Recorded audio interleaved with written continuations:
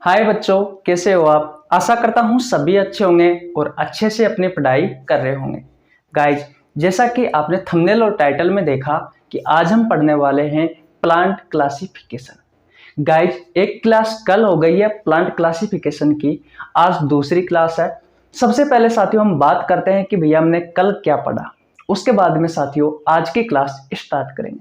याद रखना साथियों, ये वीडियो सभी प्रतियोगी परीक्षाओं के लिए उपयोगी है। तो भैया हेडिंग क्या लगाओगे? Plant classification. प्लांट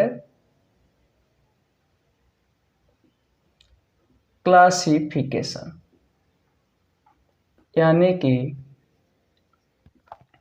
पादप वर्गीकरण। सबसे पहले साथियों पादप को यानी कि प्लांट को दो भागों में बांटा गया।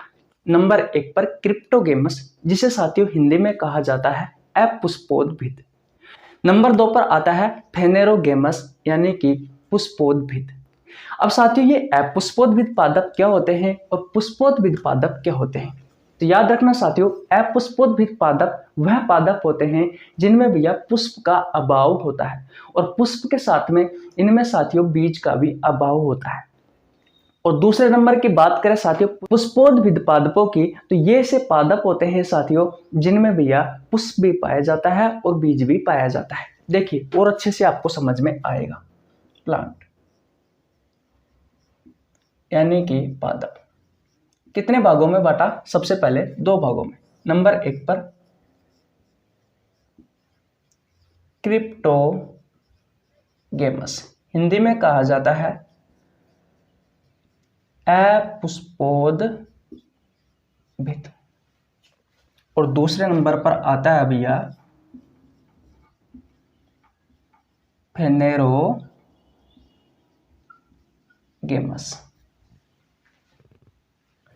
इसे हिंदी में कहा जाता है भैया पुष्पोद्भिद।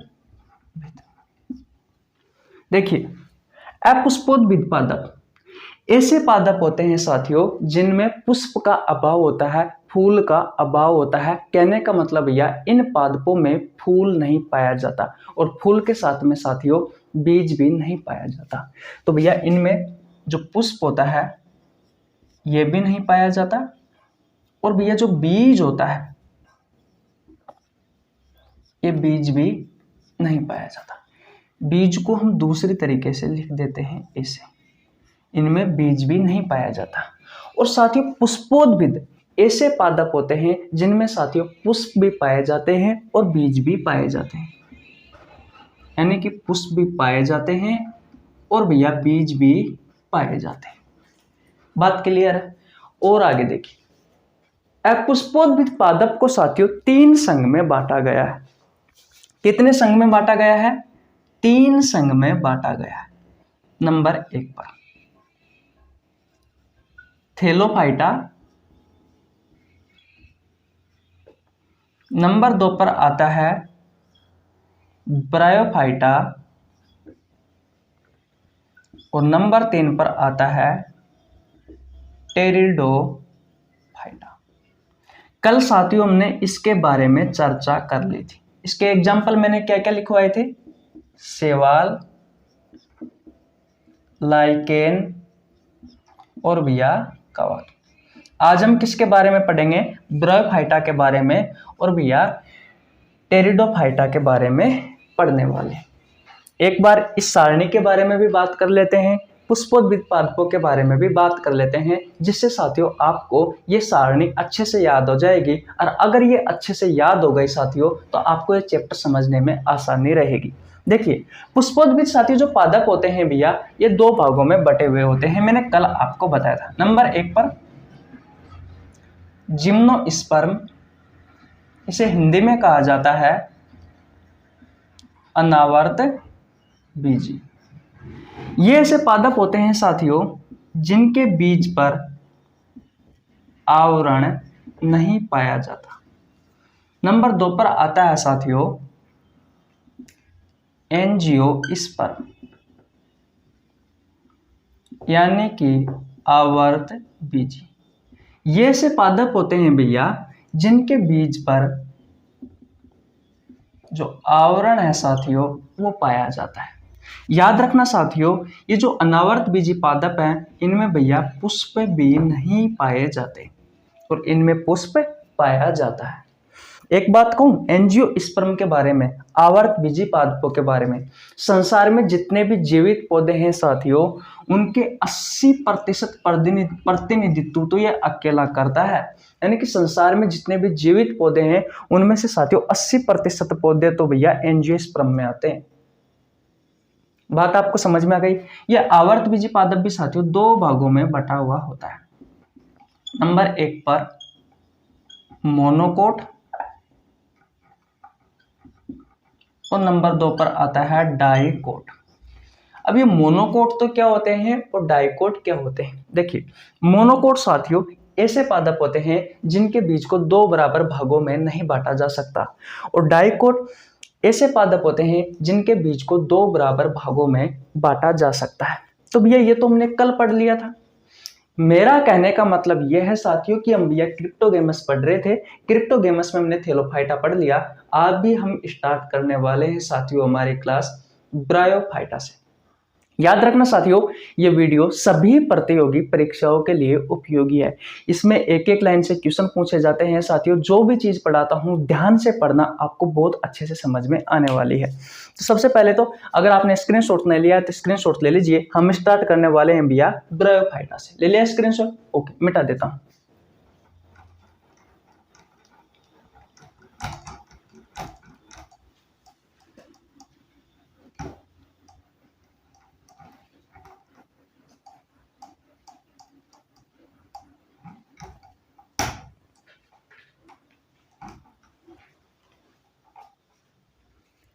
देखिए भैया अब बात करते हैं हम ब्रायोफाइटा के बारे में। तो हेडिंग क्या लगाओगे? ब्रायोफाइटा। ब्रायोफाइटा।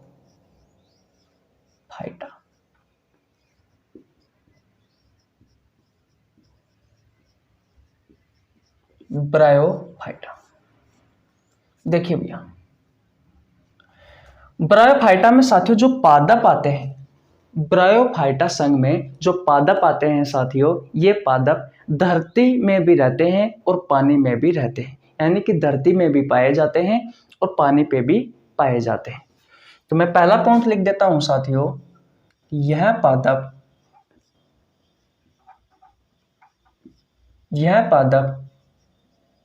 धरती वह पानी में भी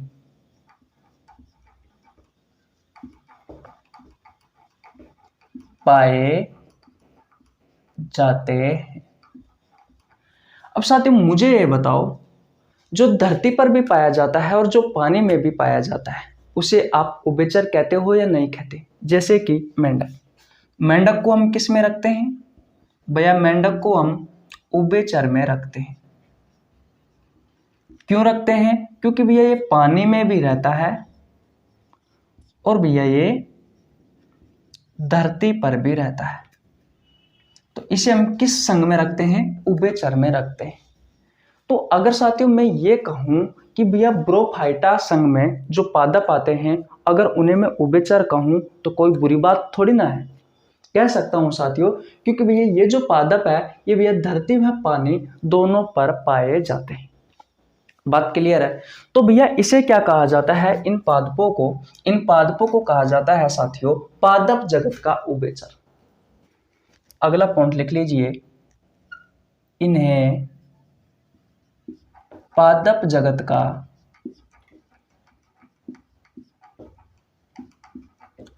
उभयचर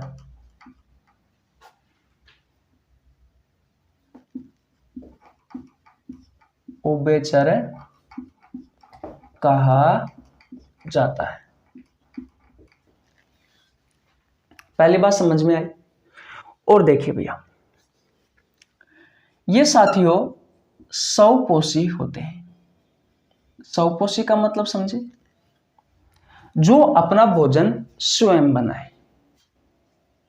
यानी कि ये जो पादप होते हैं साथियों ये अपना भोजन स्वयं बनाते हैं, इसलिए साथियों इन्हें कहा जाता है कि ये स्वपोषी होते हैं। बात क्लियर है? इनमें साथियों क्लोरोफिल पाया जाता है। क्लोरोफिल पाया जाता है। आपको पता होगा जो क्लोरोफिल होता है साथियों, ये भैया प्रकाश संश्लेषण की अभिक्रिया में सहायक होता है। प्रकाश संश्लेषण की प्रक्रिया में सहायक होता है, क्योंकि साथियों जो प्रकाश संश्लेषण की प्रक्रिया है उसमें ये जो क्लोरोफिल होता है साथियों, ये उत्प्रेरक की तरह कार्य करता है। और आपको पता है जो उत्प्रेरक होता है वो क्या करता है, किसी भी अभिक्रिया को जल्दी या धीमा करवाने का कार्य करता है साथियों उत्प्रेरक। तो भैया प्रकाश संश्लेषण की प्रक्रिया में अगर आपसे क्वेश्चन पूछा जाए कि प्रकाश संश्लेषण की प्रक्रिया में उत्प्रेरक का कार्य कौन करता है, तो भैया क्लोरोफिल करता है। तो याद रखना साथियों, इस संघ के जो पादप होते हैं उनमें भैया क्लोरोफिल पाया जाता है। और क्लोरोफिल में कौन सी धातु पाई जाती है, तो मैग्नीशियम धातु पाई जाती है। कौन सी? मैग्नीशियम धातु पाई जाती है। इनमें क्लोरोफिल पाया जाता है और इन पादपों में साथियों प्रकाश संश्लेषण की प्रक्रिया होती है। इन पादपों में प्रकाश संश्लेषण की प्रक्रिया होती है। बोलो ये बात क्लियर? और देखिए साथियों, वस्क्युलर टिश्यू सिस्टम हिंदी में कहा जाता है संवहनी उत्तक तंत्र साथियों, इसमें भैया नहीं पाया जाता। ये क्या होते हैं साथियों? Vascular tissue system. तो याद रहे साथियों, ये वस्कुलर टिश्यू सिस्टम जो होते हैं, यानी कि वस्कुलर टिश्यू जो है साथियों, जो संवहनी उत्तक है, ये पादपों में परिवहन का कार्य करते हैं। और पादपों में परिवहन कार्य इसके दो भाग होते हैं, एक होता है जाइलम और एक होता है फ्लोएम। तो जो जाइलम होता है साथियों, ये पादपों में जल व जो खनिज तत्व है साथियों, जल व खनिज तत्वों का परिवहन करता है। और जो फ्लोएम होता है ये भैया पादपों में भोजन का परिवहन करता है। तो याद रखना साथियों, जो ब्रायोफाइटा जो पादप है, ब्रायोफाइटा जो संघ है, और इस संघ में जो पादप आते हैं साथियों, उनमें वस्कुलर टिश्यू सिस्टम नहीं पाया जाता। यानी कि भैया जाइलम भी नहीं पाया जाता और फ्लोएम भी नहीं पाया जाता। आपसे क्वेश्चन पूछा जाएगा कि ब्रायोफाइटा संघ में जाइलम पाया जाता है, तो भैया नहीं पाया जाता। फ्लोएम पाया जाता है, तो भैया नहीं पाया जाता। बात क्लियर है? और देखिए आगे चलते हैं। आगे मैं बात करूं साथियों, तो भैया ये से पादप थे, जैसे कि हमने सबसे पहले थेलोफाइटा के बारे में पढ़ा था। तो थेलोफाइटा की संरचना साथियों कैसी थी? थैलस के समान थी। वो ऐसे पादप थे साथियों जिनमें हम ये अंतर नहीं बता सकते कि उनकी जड़ तो कहाँ है, तना कहाँ है और पत्ती कहाँ है, लेकिन ये थोड़े भैया थेलोफाइटा से थोड़े विकसित थे ब्रायोफाइटा वाले। मैं लिख सकता हूं कि ये थोड़े थेलोफाइटा से थोड़े विकसित पादप थे। ऐसा मैंने क्यों लिखा? क्योंकि भैया इनमें तना होता है, इनमें तना होता है।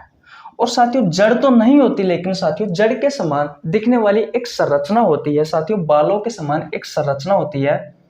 और उस संरचना को कहा जाता है साथियों राइजाइड। उसे क्या कहा जाता है? उसे राइजाइड कहा जाता है।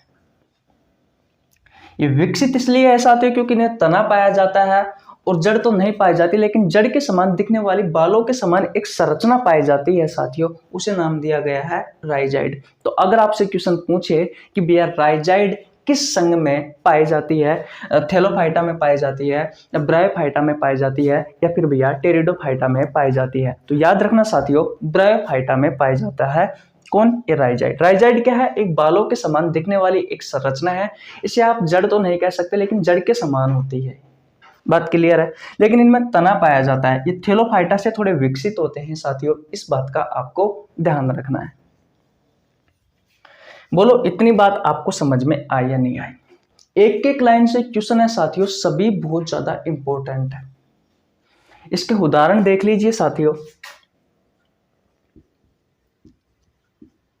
उदाहरण एक है साथियों लीवर वोर्ट्स, एक है हॉर्न वोर्ट्स और एक है साथियों मोजेज।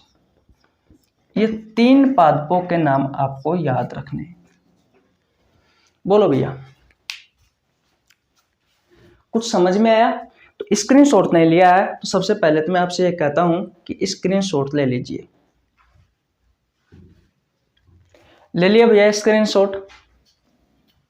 और देखिए, अब आपसे जो क्वेश्चन पूछा जाता है साथियों इस संघ से, वो बहुत ही ज्यादा इंपॉर्टेंट है। मैं बताता हूं, आपसे क्वेश्चन पूछा जाता है साथियों कि भैया सबसे बड़ा ब्रायोफाइटा कौन सा है? तो याद रखना साथियों, डाउसोनिया ये जो है सबसे बड़ा ब्रायोफाइटा है। और सबसे छोटा ब्रायोफाइटा कौन सा है?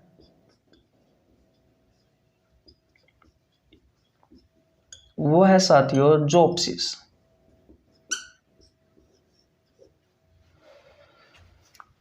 बोलो भैया, क्या आपको ब्रायोफाइटा समझ में आया या नहीं आया? देखिए, तुलना करते हैं थेलोफाइटा से ब्रायोफाइटा की। तो साथियों मुझे ये बताओ कि थेलोफाइटा में जो पादप आते हैं साथियों, वो भैया कहाँ पर रहते हैं? तो वो भैया पानी में पाए गए थे, लेकिन ये कहाँ पाए गए हैं? धरती पर भी पाए गए हैं और पानी में भी पाए गए हैं। और साथियों जो धरती पर भी पाया जाता है और जो पानी पर भी पाया जाता है उन्हें उभयचर की संज्ञा दी जाती है। तो मैं कह सकता हूं कि जो ब्रायोफाइटा संघ में जो पादप आते हैं साथियों, उन्हें पादप जगत का उभयचर कहा जा सकता है। ये स्वपोषी होते हैं साथियों, यानी कि स्वयं अपना भोजन बना लेते हैं। इनमें क्लोरोफिल पाया जाता है साथियों। इसमें प्रकाश संश्लेषण की अभिक्रिया होती है और प्रकाश संश्लेषण की अभिक्रिया में क्लोरोफिल अति आवश्यक होता है, क्योंकि क्लोरोफिल जो होता है साथियों वो उत्प्रेरक की तरह कार्य करता है। उत्प्रेरक साथियों किसी भी अभिक्रिया को जल्दी या धीमा करवाने का कार्य करता है। क्लोरोफिल में साथियों धातु पाई जाती है जो कि अधिकांश एग्जाम में पूछी जाती है, और उस धातु का नाम है मैग्नीशियम, जो मैंने ये लिख रखा। वेस्कुलर टिश्यू सिस्टम संवहनीय उत्तक तंत्र पाया जाता है साथियों। जो संवहनीय उत्तक होते हैं ये क्या करते हैं? पादपों में भैया परिवहन करवाने में सहायक होते हैं। 2 भागों में बटा हुआ होता है, जाइलम और फ्लोएम। जो जाइलम होता है साथियों, अब की बार एनटीपी ग्रुप डी में पूछा गया था अभी 17 अगस्त को, लगभग 8-10 दिन पहले। जाइलम जो होता है साथियों ये जल में खनिज तत्वों का परिवहन करता है पादपों में, और जो फ्लोएम होता है ये भोजन का परिवहन करता है। बात क्लियर है? इसके अलावा साथियों इसमें तना पाया जाता है। ये थेलोफाइटा से थोड़े विकसित होते हैं। क्यों विकसित होते हैं? क्योंकि थेलोफाइटा संघ में जो पादप आते हैं साथियों वो पानी में रहते हैं, और आप उनमें ऐसे पता नहीं लगा सकते साथियों देख करके कि भैया जड़ तो खाए है उस पादप की, तना खाए और पत्तियां खाएं। बात क्लियर है? तो भैया इनमें तना तो होता है लेकिन जड़ नहीं होती। हाँ, जड़ के समान साथियों एक संरचना दिखाई देती है, जिसे आप जड़ तो नहीं कह सकते लेकिन साथियों बालों के समान दिखती है वो संरचना, और उसे कहा जाता है राइजाइड। तो ये क्वेश्चन भी आपसे पूछा जा सकता है। ये भी इंपॉर्टेंट है, ये भी इंपॉर्टेंट है। और साथ ही इसके उदाहरण की बात करूं, ये उदाहरण है भैया लिवरवोर्ट्स, हॉर्नवोर्ट्स और मोजेज। सबसे बड़ा ब्रायोफाइटा पूछे तो डाउसोनिया, और सबसे छोटा ब्रायोफाइटा पूछे तो जोप्सिस। बोलो याद हुआ या नहीं हुआ? 2 बार रिवीजन करवा दिया, अब तो याद हो गया होगा। अब पढ़ते हैं साथियों टेरिडोफाइटा के बारे में। अगर आपने स्क्रीनशॉट नहीं लिया है तो पहले तो स्क्रीनशॉट ले लो। ले लिया स्क्रीनशॉट? मिटा देता हूं।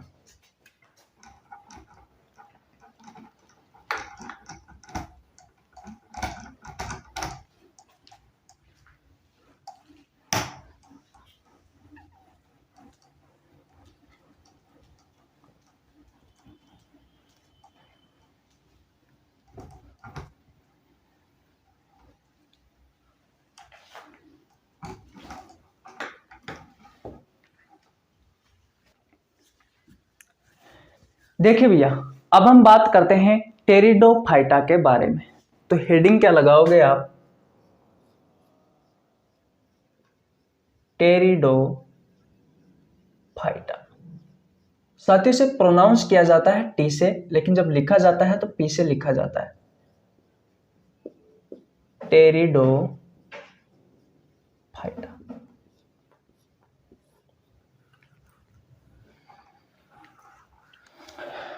हेडिंग लगा ली।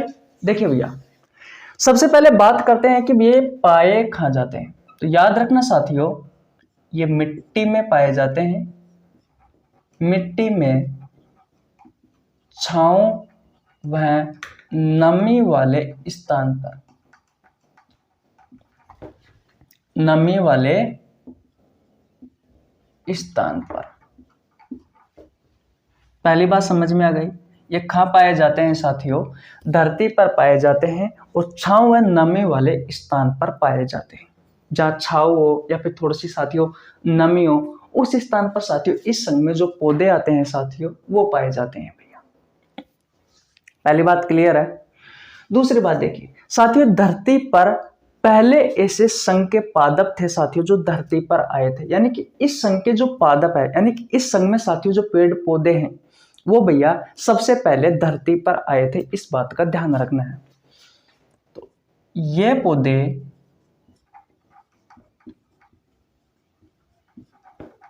सबसे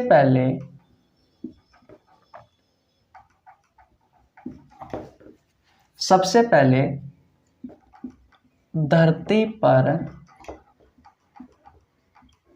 आए थे।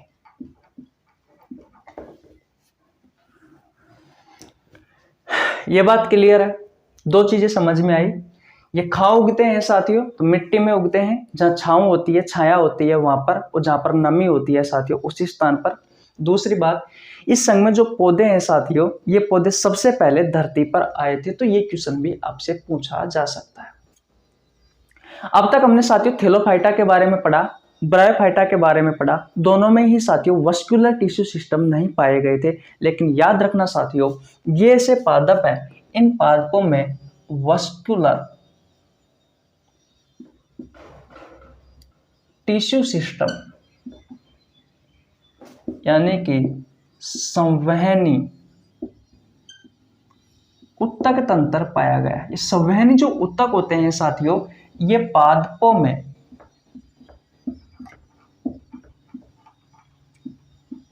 परिवहन में सहायक होते हैं। इसके दो भाग होते हैं, एक होता है जाइलम और दूसरा होता है भैया फ्लोएम। जाइलम होता है, ये बार बार क्यों लिखवा रहा हूं साथियों, क्योंकि भैया बहुत ही ज्यादा इंपॉर्टेंट है। रेलवे में कोई सी भी प्रतियोगी परीक्षा ले लीजिए, सब में बार बार पूछे जाते हैं। जल व खनिज तत्वों का परिवहन करता है। और जो फ्लोएम होता है ये भैया भोजन का परिवहन करवाता है। तो आपको क्या समझ में आया? आपको यह समझ में आया साथियों कि थैलोफाइटा ब्रायोफाइटा में साथियों ये संवहनीय उत्तक नहीं पाए गए थे, यानी कि जाइलम और फ्लोएम नहीं पाया जाता था। लेकिन भैया टेरिडोफाइटा पहला ऐसा संघ है साथियों जिसमें जाइलम और फ्लोएम पाया गया।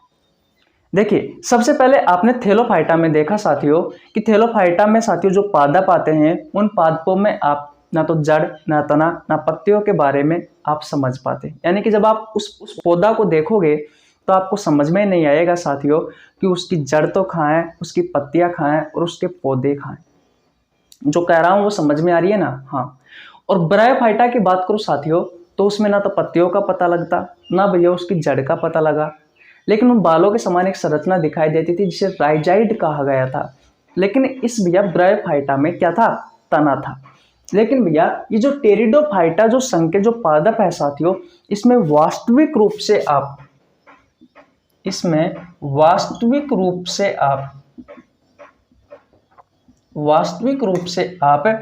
जड़, तना वह पत्तियां देख सकते हैं, पत्तियां ऐसे लिख देता हूं, पूर्ण रूप से होती है। बात क्लियर है? ये स्वपोषी होते हैं,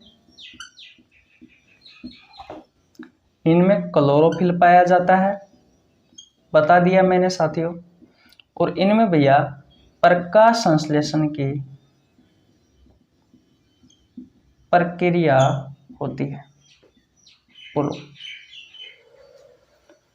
स्वकोशी जो स्वयं भोजन बनाए। क्लोरोफिल प्रकाश संश्लेषण की प्रक्रिया में उत्प्रेरक की तरह कार्य करता है। उत्प्रेरक क्या होता है? किसी भी अभिक्रिया को जल्दी या धीमा करवाने का कार्य करता है। कौन भैया? क्लोरोफिल। प्रकाश संश्लेषण की प्रक्रिया के द्वारा साथियों जो पौधे होते हैं वो अपना भोजन बनाते हैं। तो ये सभी बातें आपको समझ में आ गई होगी। बोलो आ गई क्या? अब इसके एग्जाम्पल देखिए। एक होता है साथियों, इसका उदाहरण याद रखना बहुत ही ज्यादा इंपॉर्टेंट है, फर्न। इसे हिंदी में कहा जाता है सजावटी पादप। और एक होता है साथियों हॉर्सटेल्स, हॉर्सटेल। ये दो आपको एग्जाम्पल याद रखने हैं। साथियों इन्हें सजावटी पादप क्यों कहा गया है? याद रखना साथियों, इस संघ में जो पादप आते हैं उन्हें हम घरों में या फिर कोई ऑफिस हो गया या फिर कोई मॉल हो गया, इस मॉल में साथियों सजावट के रूप में इन पादों का उपयोग करते हैं। सजावट के रूप में, क्योंकि बेल के समान जो बेल होती है ना साथियों, जो किसी पेड़ पर चढ़ती है, वो साथियों इस टेरिडोफाइटा में आते हैं। सजावट के रूप में आपने देखा होगा साथियों, सजावट के रूप में जो मॉलों में जो प्लांट लगे होते हैं, जो पौधे लगे होते हैं, वो बेल के समान ही तो दिखते हैं। तो भैया उनको उपयोग किया जाता है, इनका उपयोग किया जाता है घर, ऑफिस और इसमें। ये साथियों सांप की तरह से लिपटे हुए रहते हैं, इसलिए साथियों याद रखना इन्हें क्या कहा गया है? इन्हें कहा गया है पादप जगत का, इंपॉर्टेंट है, पादप जगत का सरीसृप। क्योंकि रैंक कर चलते हैं किसी की सहायता से और सांप की तरह लिपटे हुए रहते हैं। और आपको पता है सरीसृप किसे कहा गया है? जो रैंक कर चलता है साथियों उसे सरीसृप की संज्ञा दी गई है। तो भैया ये पादप जगत का सरीसृप है। बोलो क्या समझ में नहीं आया आपको? स्क्रीनशॉट नहीं लिया तो स्क्रीनशॉट ले लीजिए पहले तो। बोलो भैया, बोलो। दो बार रिवीजन करवा दिया साथियों, आपको समझ में आया या नहीं आया? एक चीज को और याद रखना साथियों, धरती पर पाए जाने वाले